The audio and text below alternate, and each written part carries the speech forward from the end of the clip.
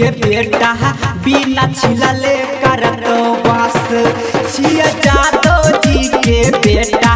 बिना छिलले करतो बस डीजे सुमित सतीश रैमा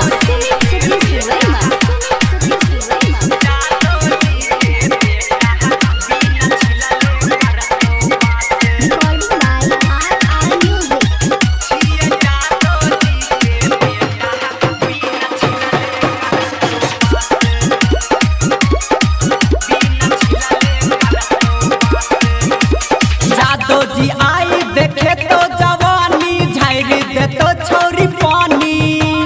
कल कल करे छो ऊपर से नीचा याद करा दे तो नानी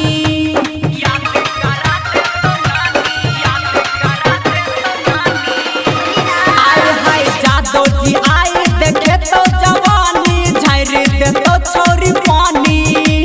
कल कल करे छो ऊपर से नीचा याद करा दे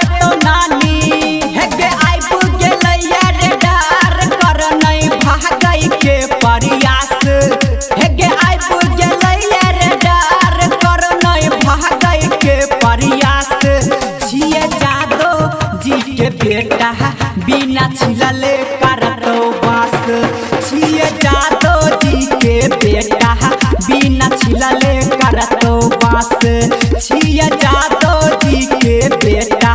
बिना छिलले करतो बस डीजे सुमित सतीश रैमा